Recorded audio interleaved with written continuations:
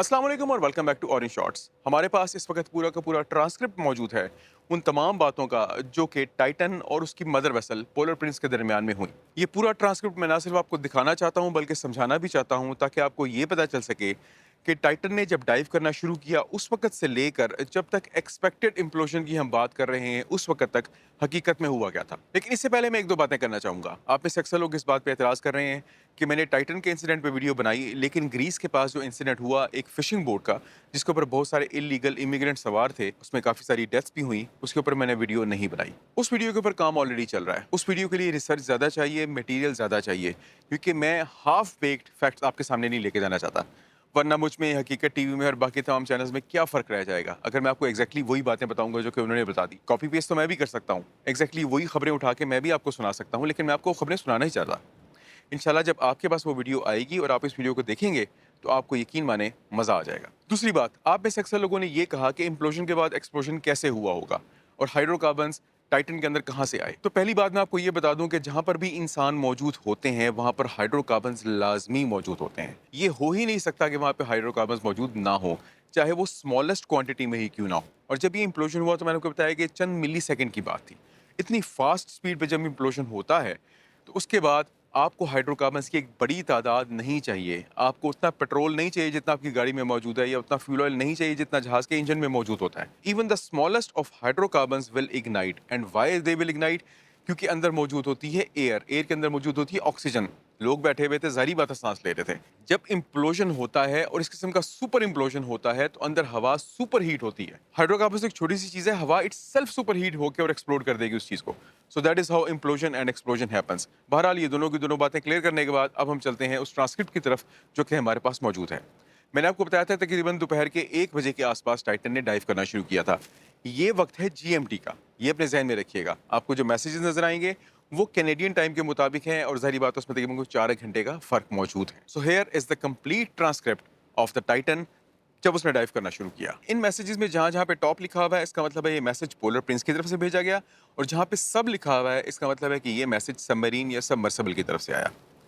7:52 पर top, clear for descent, enjoy the ride. उसने कहा कि जी आप डाइव कर सकते हैं। 7:54 पर डिसेंडिंग नाउ, ओके हम लोग नीचे जा रहे हैं, ये टाइटन ने कहा। 7:58 पे लॉन्च सीक्वेंस कंप्लीट, रेडी, हमारा लॉन्च सीक्वेंस तैयार है, क्या आप तैयार हैं? यानी कि फ्रेम अपना उठा के और डाइव करने के लिए। 8 बजे ऑल क्लियर। 8 बजे वो टाइम था जब उनको ऑल क्लियरेंस पूरी की पूरी मिल गई। ये कैनेडियन टाइम है, जीएमटी दोपहर का 1 बजे का टाइम था, 1300। 8:01 सब प्रोसीडिंग ओके, हम नीचे जा रहे हैं। 8:03 पर पोलर प्रिंस ने कहा इंजॉय द डाइव जेंटलमैन, कि अपनी डाइव को आप इंजॉय कीजिएगा। 8:19 पर पोलर प्रिंस कहता है कि आपको 15 मिनट हो गए हैं डाइव किए हुए, आपकी डेप्थ इस वक्त कितनी है और अपने सिस्टम्स को चेक करके बताएं कि क्या वो ठीक है। 8:21 पर टाइटन उनको ये कहता है कि सिस्टम चेक का मुकम्मल हो गया है, सब कुछ ठीक है, ऑल लाइट्स आर ग्रीन। ये तमाम उन लाइट्स की बात हो रही है जो कि उनकी सिस्टम लाइट्स होती हैं, यानी कि हर चीज़ बिल्कुल ठीक है। वी आर एट 756, हम 756 मीटर नीचे हैं, प्रोसीडिंग नीचे जा रहे हैं। टॉप यानी कि पोलर प्रिंस कहता है थैंक यू, प्रोसीड, ओके नीचे चलते जाइए। 8:34 पर 30 मिनट्स इन अपडेट प्लीज, आपको 30 मिनट हो गए डाइव किए हुए, अपडेट दीजिए। 8:34 पर टाइटन वापस जवाब भेजता है कि सिस्टम्स ठीक है, सब नॉर्मल काम कर रहा है, we are in good shape, continuing our descent as planned, और हम लगातार नीचे की जानिब जा रहे हैं। 8:36 पर पोलर प्रिंस कहता है सुपर, प्रोसीड, बहुत आला, चलते जाइए।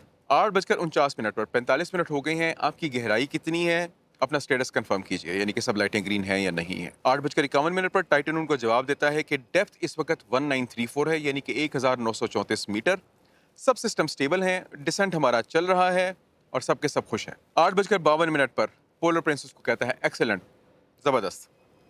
9:01 पर you are at the hour mark, आपको 1 घंटा हो चुका है डाइव किए हुए। टाइटन आगे से जवाब देता है all is smooth sailing here, यहाँ पे सब कुछ बिल्कुल ठीक चल रहा है।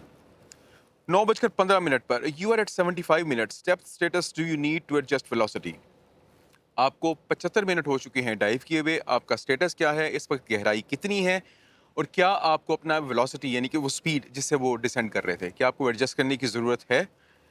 9:17 पर सबमरीन जवाब देती है सबका सब कंट्रोल में है, एट 2960, यानी कि हम 2960 मीटर की गहराई पर इस वक्त मौजूद हैं। नो एडजस्टमेंट नीडेड, किसी किस्म की एडजस्टमेंट की जरूरत नहीं है, हम लोग बिल्कुल ठीक रफ्तार से नीचे जा रहे हैं। We are enjoying the ride, हम अपनी इस सवारी से खुश हैं। 9:19 पर पोलर प्रिंस अंडरस्टूड, ठीक हो गया। 9:28 पर वो पहला वक्त था जब पहला अलार्म आया। 9:28 पे सबमरीन क्या कहती है? We are noting an alarm from the RTM. हमें आरटीएम से एक अलार्म आ रहा है। यहाँ पे मैं आपको ये बताता चलूँ कि आरटीएम क्या है। आरटीएम इज रियल टाइम हल हेल्थ मॉनिटरिंग सिस्टम।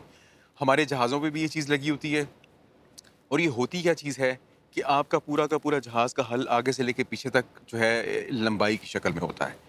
इसके ऊपर स्ट्रेसेस आ रही होती है ना, फ्लक्स फ्लेक्स हो रहा होता है जहाज़।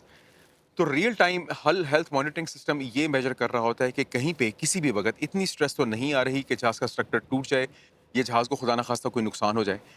तो 9:28 पर सबमरीन ने पहले कहा जी हमें आरटीएम से एक अलार्म आया है, यानी कि हमारा हेल्थ मॉनिटरिंग सिस्टम हमें ये बता रहा है कि हमारे हल के ऊपर कहीं पे कोई ना कोई स्ट्रेस आ रही है। 9:28 पर सबमरीन दोबारा कहती है रिड्यूसिंग वेलोसिटी डिसेंट डेप्थ 3433। हम अपने नीचे जाने की रफ्तार कम कर रहे हैं। इस वक्त हम 3433 मीटर की गहराई में मौजूद हैं। पोलर प्रिंस जवाब देता है understood, do you need to ascend? Polar Prince कहता है जी ठीक हो गया, लेकिन क्या आपको वापस ऊपर आने की जरूरत है? तो 9:30 पर सबमरीन यानी कि टाइटन उसको वापस जवाब ये देता है कि no change with the thrust, the rate of descent is increasing. Submarine इस वक्त उसको एक्चुअल मैसेज का जवाब नहीं दे रही। वो उसको क्या जवाब दे रहे हैं? वो कह रहे हैं जी जो रेट ऑफ डिसेंट है हमारा वो बढ़ रहा है, हालांकि हम कम करना चाह रहे हैं। हम अपनी वेलोसिटी को कम करना चाह रहे हैं, लेकिन हमारा रेट ऑफ डिसेंट जिससे हम नीचे जा रहे हैं वो बढ़ रहा है। एयर 35 और हम 3500 मीटर की गहराई पर पहुंच चुके हैं। Going to release the ballast now, stand by. Ballast अब क्या चीज़ होती है? बैलेस्ट के तौर पे पानी भी इस्तेमाल किया जाता है, वेट्स भी इस्तेमाल किए जाते हैं। मुझे एग्जैक्टली नहीं पता कि इन्होंने क्या चीज़ इस्तेमाल की हुई थी, but what ever it was उन्होंने इसको रिलीज़ किया। बैलेस्ट का बेसिकली फ़ायदा ये होता है कि ये कोई भी ऐसी चीज़ होती है जो कि आप रिलीज़ कर सकते हैं जहाज़ की बॉयंसी को बढ़ाने के लिए। तो जो भी इनके पास बैलेस्ट था, चाहे वो वेट से या बैलेस्ट पानी था, इन्होंने उसको रिलीज़ करना शुरू कर दिया ताकि बॉयंसी बढ़े और जिस रफ्तार से टाइटन नीचे जा रही है वो रफ्तार कम हो। 9:30 पर पोलर प्रिंस जवाब देता है yes agree release the ballast. बिल्कुल ठीक है, हम आपसे मुत्तफिक हैं, अपने बैलेस्ट को रिलीज कर दीजिए। यानी कि जो भी वजन आपके पास इस वक्त मौजूद है, चाहे वो पानी है चाहे वो दूसरे वेट्स हैं, उनको फौरन रिलीज कर दें। 9:32 पर सबमरीन वापस जवाब देती है no improvement, preparing to jettison the frame. कोई भी इंप्रूवमेंट नहीं आ रही, यानी कि हमने बैलेंस निकाल दिया फिर भी हमारा रेट ऑफ डिसेंट जिससे हम नीचे जा रहे हैं वो कम नहीं हो रहा। हम थ्रस्ट भी इस्तेमाल कर रहे हैं। इसके पास बाय द वे थ्रस्ट के लिए 4.5 और साइड्स पे छोटे छोटे पंखे लगे हुए थे प्रोपेलर टाइप के, जिससे अपने थ्रस्ट को इंक्रीज और डिक्रीज कर सकते थे। तो वो कहते हैं जी इंप्रूवमेंट कोई नहीं आ रही, हम अपने फ्रेम को जेटिसन करना चाह रहे हैं। अभी कौन सा फ्रेम है? ये वो फ्रेम है जो कि बॉटम पे लगा होता था। तो ये फ्रेम डिटैचेबल था, इसको ये रिलीज कर सकते थे। 9:33 पर टॉप यानी कि पोलर प्रिंस जवाब देता है affirmative, update when able, RTM indicator status. बिल्कुल ठीक हो गया, आप जैसे ही जवाब देने के काबिल हो तो हमें फौरन अपडेट दीजिएगा कि हुआ क्या है। आरटीएम इंडिकेटर स्टेटस, आपके आरटीएम यानी कि रियल टाइम हल हेल्थ मॉनिटरिंग सिस्टम का स्टेटस क्या है? क्या अभी भी वहाँ पे रेड लाइट्स मौजूद हैं?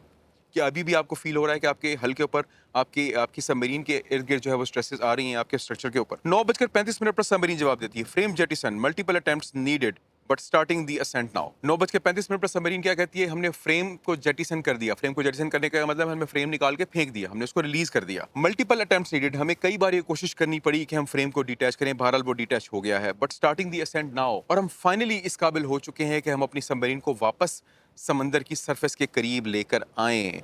9:36 पर पोलर प्रिंस क्या कहता है? मल्टीपल अटेम्प्ट्स, आगे क्वेश्चन मार्क, यानी कि आपको मल्टीपल अटेम्प्ट्स क्यों करनी पड़ी? व्हाट इज योर स्टेटस, आपका इस वक्त स्टेटस क्या है? आरटीएम इंडिकेटर्स क्या हैं? डेप्थ, इस वक्त गहराई कितनी है? अब कोई जवाब नहीं आया। 9:37 पर पोलर प्रिंस दोबारा मैसेज भेजता है अपडेट प्लीज व्हेन एबल, आप जैसे ही काबिल हो हमें अपनी अपडेट दीजिएगा। 9:38 पर सबमरीन का जवाब आता है क्रैकलिंग साउंड एट द आफ्ट, हमें पीछे से क्रैकलिंग साउंड आ रही है। क्रैकलिंग का मतलब होता है टूटने की आवाज। कहां से? सबमरीन के पीछे से। Top, can you identify the source, RTM indicator status. 9:38 पर पोलर प्रिंस कहता है क्या आपको पता है कि इसका मुमकिन जरिया क्या हो सकता है, कहां से ये आवाज आ रही है? बुनियादी तौर पर इसका मतलब ये है आरटीएम इंडिकेटर स्टेटस, आपका real time health monitoring system क्या कह रहा है, उस पर क्या इंडिकेशन आ रही है? 9:40 पर सबमरीन का सिर्फ जवाब आता है एनईजी। एनईजी मींस नेगेटिव। नेगेटिव का मतलब क्या है कि हम ये आइडेंटिफाई नहीं कर सकते कि ये आवाज़ कहाँ से आ रही है। और उसके बाद 9:40 पे टॉप फिर दोबारा उनको मैसेज भेजता है आरटीएम स्टेटस, आपका रियल टाइम हल हेल्थ मॉनिटरिंग सिस्टम का स्टेटस क्या है? 9:42 पर सबमरीन आगे से जवाब देती है ट्राइंग टू रन डायग्नोस्टिक्स, हम डायग्नोस्टिक्स रन करने लगे हैं, यानी कि हमें देखना चाह रहे हैं कि एक्चुअल में प्रॉब्लम कहाँ पे आ रही है। असेंडिंग नाउ, हम ऊपर की जानिब आ रहे हैं बट वेरी स्लो, लेकिन हमारी रफ्तार बहुत कम है। साउंड्स हैव सबसाइडेड, वो जो क्रैकलिंग आवाज़ आ रही थी वो कम हो गई है। Global RTM alert active all red. Global RTM is very dangerous. Global RTM का मतलब ये है कि जहाज के हल पे हर तरफ से स्ट्रेसेस आ रही हैं, हमारे हर तरफ स्ट्रेस मौजूद है। इसका मतलब है कि हल किसी भी वक्त आपका टूट सकता है। 9:42 पर पोलर प्रिंस अंडरस्टूड, समझ में आ गई। एनी कोड्स, क्या कोई कोड आ रहा है? जब भी कोई एरर आता है तो साथ में कोड्स आते हैं ना, जिससे आपको डिफरेंट आइडेंटिफाई करने में पता चल सकता है कि एक्चुअल में प्रॉब्लम आ कहाँ पे रही है। डेप्थ, गहराई कितनी है? असेंट रेट, कितनी रफ्तार से आप वापस ऊपर की जानिब आ रहे हैं? कोई जवाब नहीं आता। 9:43 पर पोलर प्रिंस फिर मैसेज भेजता है, अपडेट व्हेन एबल, जैसे ही आप काबिल हों हमें बताइएगा, हमें अपनी अपडेट दीजिएगा। 9:43 पे सब यानी कि सबमरीन जवाब वापस भेजती है, स्लो असेंट इन प्रोग्रेस, हम आहिस्ता आहिस्ता ऊपर आ रहे हैं। Quarter predicted, unclear why rate is small, हमारा ये जो ऊपर आने का रेट है ये कम क्यों है हमें नहीं पता। नो इंडिकेटर, कोई कोड इंडिकेटर नहीं आ रहा। एट 3476, 3776 मीटर की गहराई पे हम मौजूद हैं। एमिंग फॉर द सरफेस, और हम सरफेस के ऊपर आना चाह रहे हैं। Polar Prince, we are talking it over with engineer, stand by, हम अपने इंजीनियर से बात कर रहे हैं, आप मौजूद रहिए। 9:45 पर टॉप फिर मैसेज भेजता है, डेप्थ एंड स्टेटस प्लीज, गहराई कितनी है, स्टेटस क्या है, what is the wattage on upward thrust, upward thrust जो आपका है उसके ऊपर वॉटेज कितनी आ रही है, यानी कि पंखा कितनी फोर्स एक्सर्ट कर रहा है, कितने वॉट वो इस वक्त ले रहा है। 0946 कैनेडियन टाइम पे सबमरीन जवाब देती है, reading red on A power बस। ए पावर बस क्या है? यानी कि उसमें दो बैटरी थी ना, एक बैटरी ए थी, एक बैटरी बी थी। बैटरी ए से जो पावर आ रही है वो आगे से बस के थ्रू डिस्ट्रीब्यूट होती है, उसको पावर ए बस कहा जाता है। बैटरी बी के थ्रू पावर बी बस होती है। हमारे पास जहाज पे इस तरह की बहुत सारी बसेस मौजूद होती हैं। तो उसने कहा कि पावर ए बस जो है वो रेड हो गई है, यानी कि वो बैटरी खत्म हो गई है। आई स्विच टू बी, मैंने बैटरी नंबर बी पे चेंज कर लिया। आसान अल्फाज में आपको बता रहा हूँ। एट 3457, 3457 मीटर पर मौजूद हैं। मोर साउंड्स ऑफ, पीछे से आवाज़ें और आना शुरू हो गई हैं, यानी कि सबमरीन के पीछे से आवाज़ें और आना शुरू हो गई हैं। 9:47 पर अंडरस्टूड, कंटिन्यू दी असेंट, समझ में आ गई, आप असेंट अपना जारी रखें। Talking to Carlos about power bus situation right now, हम कार्लोस से बात कर रहे हैं कि पावर बस की सिचुएशन जो है उसके बारे में। स्टैंड बाय, आप वहीं पे मौजूद रहिए। कार्लोस प्रॉबली उनका इंजीनियर था जिसकी बात हो रही है यहाँ पे। 9:48 पर पोलर प्रिंस कहता है, we are activating recovery procedures, हम रिकवरी प्रोसीजर एक्टिवेट कर रहे हैं, यानी कि हमें ऐसा लग रहा है कि आप खुद नहीं आ पाएंगे, हम आपको रिकवर करना चाह रहे हैं। Carlos is requesting wattage output from बस बी, कार्लोस ये जानना चाह रहा है कि बस बी से इस वक्त पावर आउटेज कितनी आ रही है, क्योंकि अभी जो है वो सबमरीन ने जवाब देना छोड़ दिया था। स्टेटस अपडेट प्लीज, अपने स्टेटस को अपडेट कीजिए। वेलोसिटी ऑफ असेंट, आप कितनी रफ्तार से ऊपर आ रहे हैं। 9:50 पर top, we are not receiving you, update please, हमें आपकी तरफ से कोई जवाब मौसूल नहीं हुआ, हमें अपडेट कीजिए। 9:51 पर पोलर प्रिंस फिर कहता है, स्टेटस एंड डेप्थ रिपोर्ट, कोई जवाब नहीं आया। 9:53 पे top, we need to respond with the status and depth, Carlos is requesting wattage update on thrusters, Carlos update thruster की अपडेट जानना चाह रहा है, कोई जवाब नहीं आया।